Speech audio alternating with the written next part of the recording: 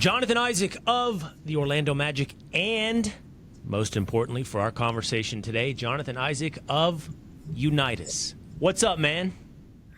Not much, Will, man. Thank you so much for having me.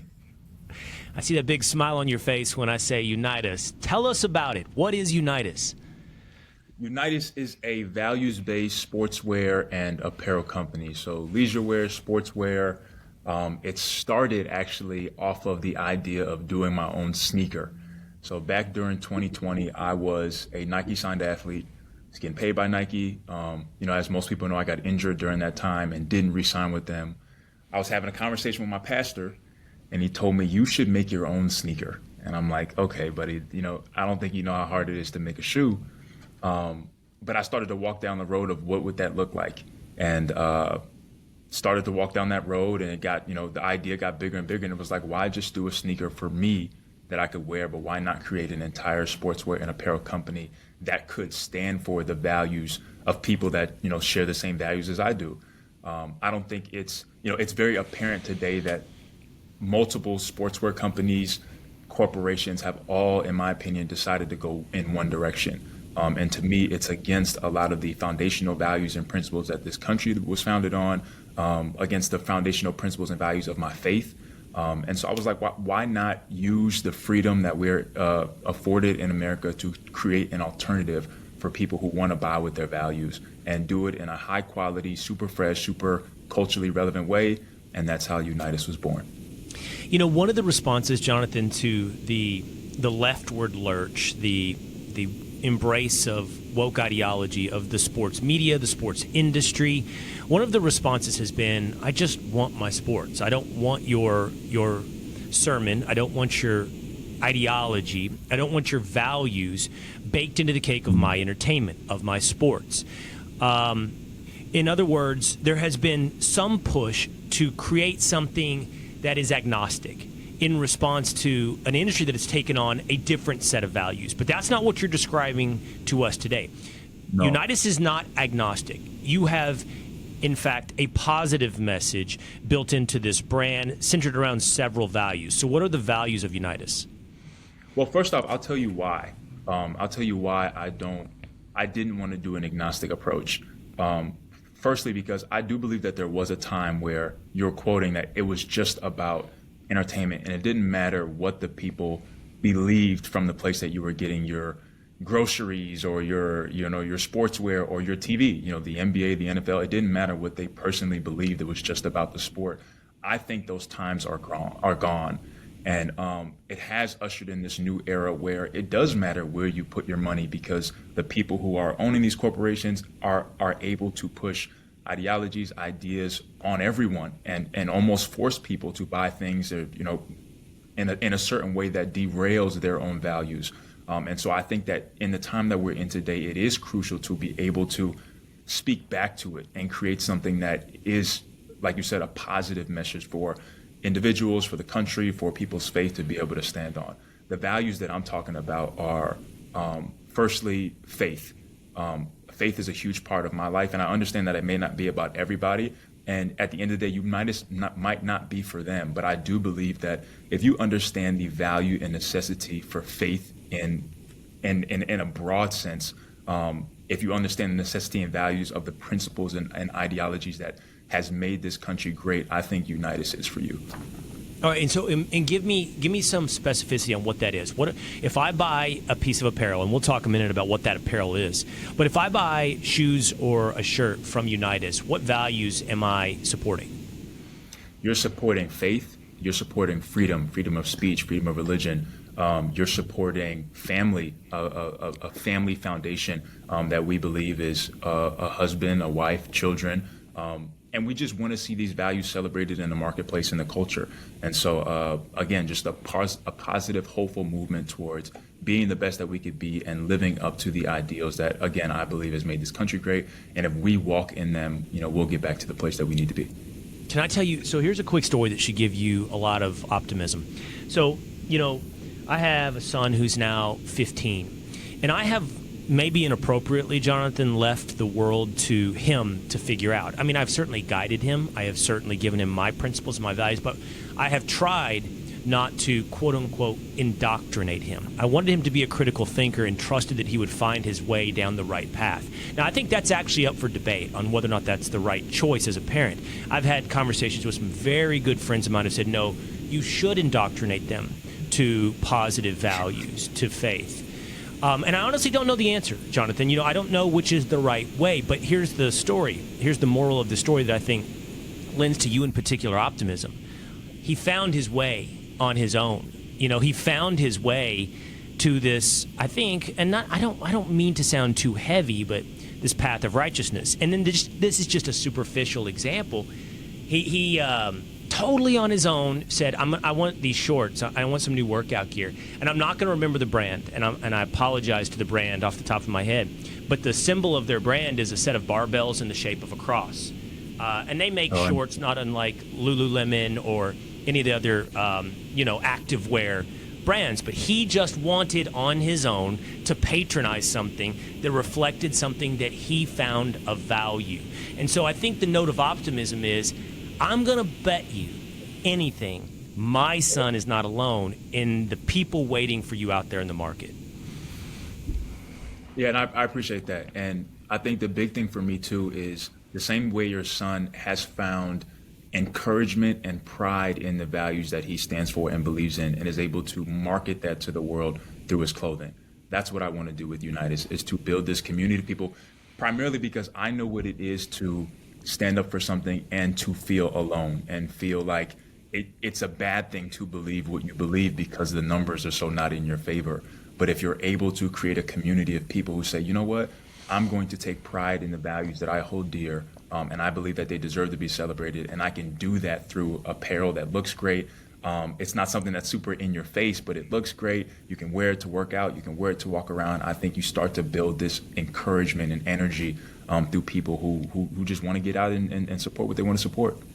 Yeah, and I take for granted that people know who you are, Jonathan Isaac, and I would point them to previous episodes of the Will Cain Podcast where you and I here have talked about your story. But it's worth reiterating that you are a player who stood up for his faith, who stood up for the national anthem, who responded in eloquence and wisdom as to why you did those, why you made those choices, and why you stood in that form of action.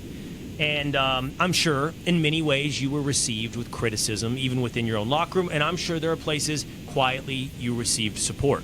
What, Jonathan, has the response been like in the NBA with your teammates and from others towards this launch of Unitus? Well, it's been mixed. I would say I haven't gotten, any hate from like players or, associates or coaches or higher ups or anything like that. It's mostly just fans. But it's been mixed. People, there is that sentiment of like, man, you're a basketball player, just play basketball. But for me personally, I don't see myself that way. I think basketball is what I do. I love it, but it isn't who I am, and I don't believe that it is the end-all, be-all to my destiny as a human being. And so when it comes to creating or, standing up or, speaking my mind, I've gotten more and more comfortable doing so. And so I just continue to. But it's been mixed. Some fans are all for it. Some fans aren't. But that's to be expected. Tell us a little bit about Unitus then as the product. Like, you and I spoke privately for a little bit about what you were looking to do. I think it's a real challenge for every entrepreneur. Do I go all in on one product, or I try to create several products? What are you going to launch with? Shoes, shirts, workout gear? What is Unitus in terms of what I can buy? So our first capsule is going to be leisure wear. So August 1st, you can head to weareunitus.com and you're going to be able to buy hoodie, sweatpants, t-shirt, sweatshirt, hats, stuff like that, just more so on the leisure side. And as we move farther into the fall, we'll be able to drop our designated men and women sportswear, which is like your leggings, your sports bra, your tank top for your guys, your shorts to wear to the gym. And then we're also working on the footwear. I'm going to be the first signed athlete to Unitus, and so I'll be wearing my own sneaker, the Judah 1, this upcoming season. And the hope is that as we continue to move forward, we'll be able to get into other lanes as we sign other value-aligned athletes. So it is something that it takes time. It's not easy. It took me a year and a half to work on the shoe and get it to where it is today. And so that stuff takes time, and rolling it out and obviously getting the right players to see what Unitus is, know what it is, and want to sign with us.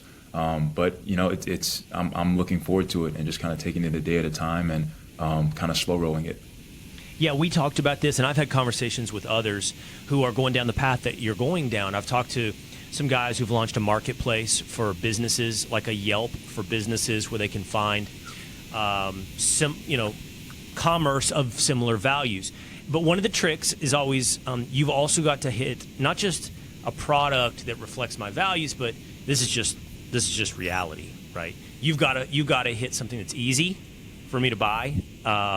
It's got to be good. It's got to have high quality. It's got to look good. 1,000%.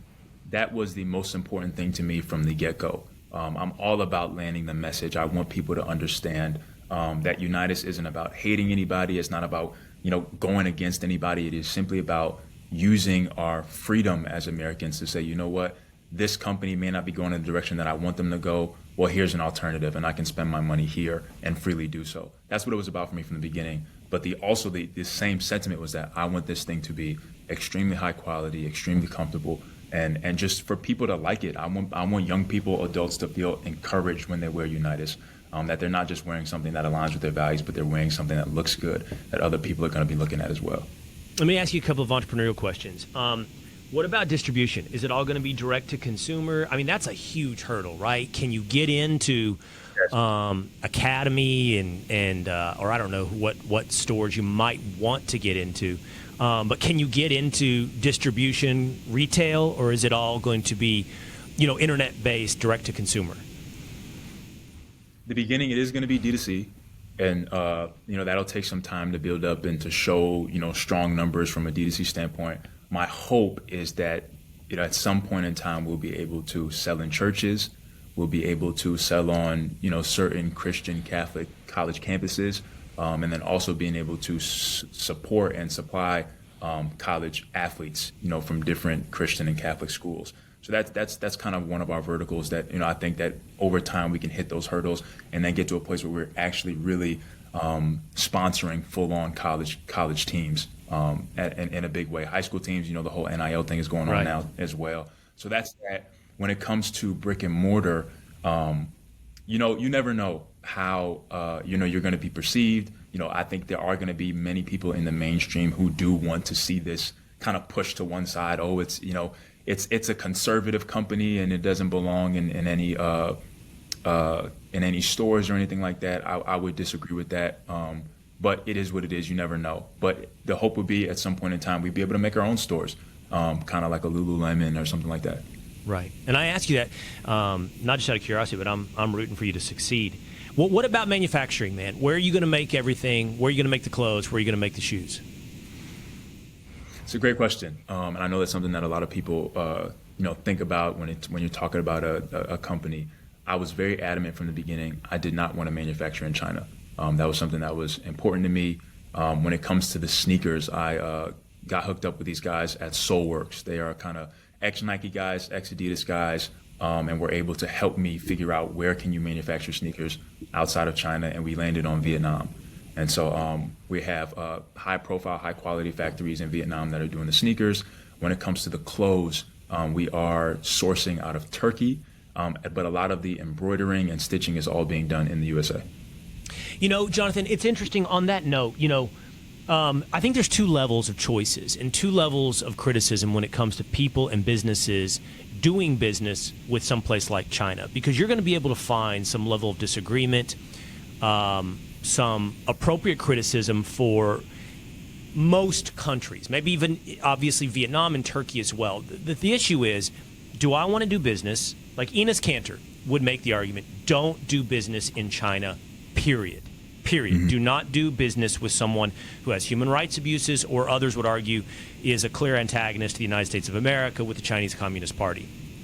But there's also realists out there that look at maybe the Live Golf Tour and say business is business and you can't find purity anywhere you go. So the secondary level is, well, do your business, but then don't come back home and preach about the speck in our eye while ignoring the log in your own eye, meaning where you're doing business. And so I, for one, have tried to separate those two. Like I can offer criticism for someone doing business with China, but it's not going to be, honestly, I'm not going to come as full-throated as I am if you're doing business with China and then telling me how awful it is to do business or how awful it is in North Carolina because of a bathroom bill or Florida because of quote-unquote book banning. That's just a level of hypocrisy I cannot take. So your choices, I think, satisfy both, but I was curious what your answer would be because I wouldn't have even slammed you if you'd chosen China because you weren't one of the people back home going, look how awful it is in the United States. And I appreciate that perspective. I don't think that is a perspective held by a lot of people. I think it should be on both the realism side in terms of there are so many things that people use every single day that comes from China. And so to propagate that, obviously they have their things over there that we absolutely vehemently disagree with. But at the end of the day, tons of things that you're using every day is from China. For me, it was more so just a personal thing with where I want Unitus to go and be in the long term. I felt more comfortable not manufacturing in China and just kind of distancing myself from that and just the climate when it comes to that conversation. And so to me, it was better to manufacture elsewhere. Everybody has like, okay, if you're going to be pro-USA, you have to manufacture in the USA. That would be a dream of mine. It is something that is very difficult when you are doing something by yourself and trying to build it and to grow it when it comes to, being able to provide quality when it comes to margins and stuff like that. So it's tough, but I've tried my best to balance it and feel that at some point that could be a possibility. Jonathan, I love that you never dodge a question, so I trust you won't dodge this question as well. Who's on the list? Tell me the athletes that fit the Unitus brand, who you are going to be going after. So, one of them is an ex-athlete, but she is doing fantastic work when it comes to women's sports. Riley Gaines is going to be our first brand ambassador for Unitus on the sports side.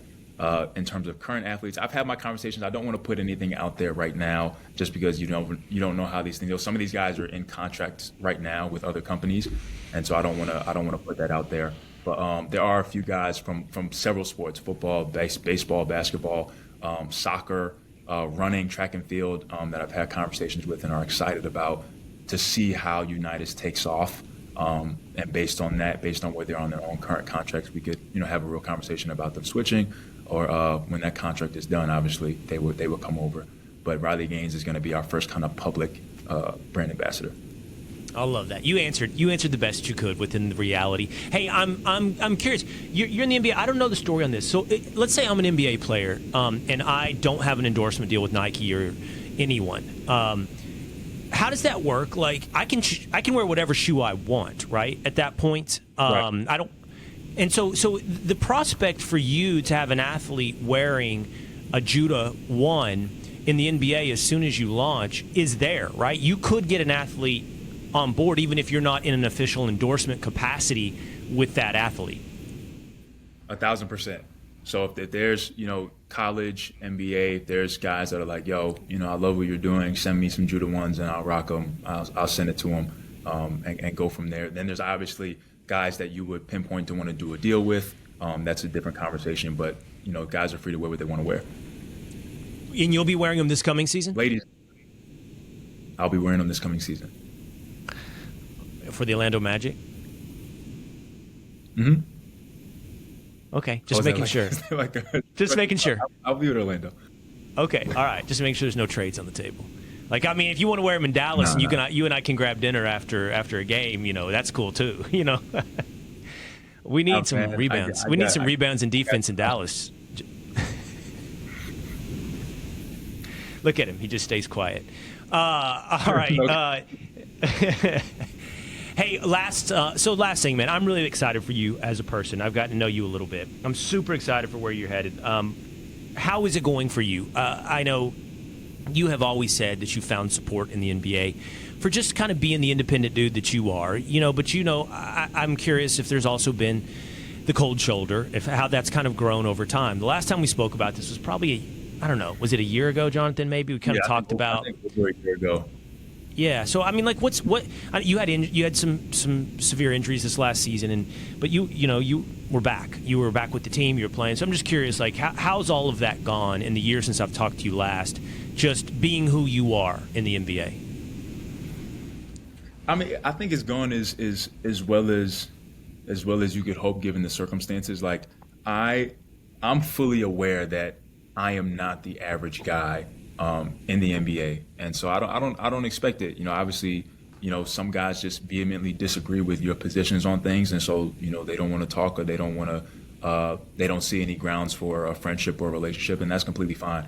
But at the same time, I found great respect, from guys that are like, yo, I respect you for being your own man and doing what you're doing. And I think that'll be the sentiment even more so as this stuff comes out. Like, there isn't another player that has done this from this standpoint. The guys have partnered with other companies to do things, but there's no guy who has said, I'm going to try to go for the whole pie myself instead of doing something with somebody else. And so I think that is grounds for respect, whether you want to give it or not.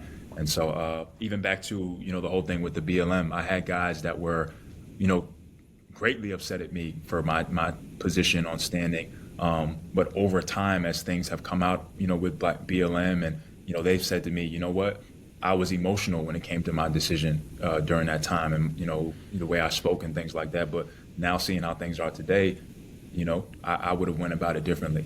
And so that's very interesting. Yeah, that's really interesting. And one quick follow-up on that. Were you surprised? Have you been surprised about the guys who've come up to you and said, I respect the positions you've taken, and the guys in the converse who have decided I don't need to be friends with Jonathan? I'm just curious, was it different than who you would have predicted? Has it been surprising? No, I don't think it's been surprising. No guy has come up to me and said, I disagree with you. So from that standpoint, I'm not sure. But sir, it is what it is. But it hasn't been surprising. I think the guys that I was more closely with, more intimate with, like teammates and stuff like that, felt over time that they needed to say something in terms of respect factor, or that they would have changed their stance on a lot of things moving forward, or even in the future. I had a guy say to me, look, if they try to do what they did with the vaccine again, I'm with you. I ain't taking it. And so yeah. Yeah. All right, man. I mean it. I am so excited for you. I think I am so excited, first of all, if I did not know you. I would be so excited for someone ready to launch something that I believe there's a marketplace, in theory, ready to accept. We need everybody out there to turn their talk into actions. We need, truly, and I talked about this on a recent episode of my podcast. I need advertisers that share my values. You need customers that share your values. We need a marketplace that shares our values. So just in the theory of it all, theoretically, I would be excited for you. But knowing you as a man as well, and who you've been, I'm even more excited for Unitus. And so, man, I wish you the best of luck. I can't wait to see everything here as it's unveiled in the next couple of days. And I'll look for you wearing those Unituses. Send me a pair. And you got any lows? I need lows. No, no lows yet. No lows yet. I'm too old for mids and highs, man. Okay, no worries. I'm too old. In time. I'm too old, too white. I need lows. So be patient. That's something I'll be saying a lot to folks. Just be patient. It's gonna take time. Everybody's like, you gotta come out with this. You gotta come out with this. You gotta come with that. I'm like, be patient. We're gonna come out with it. All right. And I'll look for them. Maybe in Orlando. Maybe on the road in Dallas. We'll see if we can work out any home games in Dallas. All right, man. I'm always rooting for you, Jonathan. Appreciate it, Jonathan. Appreciate it, Will. Hey, it's Will Cain. Click here to subscribe to the Fox News channel on YouTube. It's the best way to get our latest interviews and highlights. And click to subscribe to the Will Cain Podcast for full episodes right now.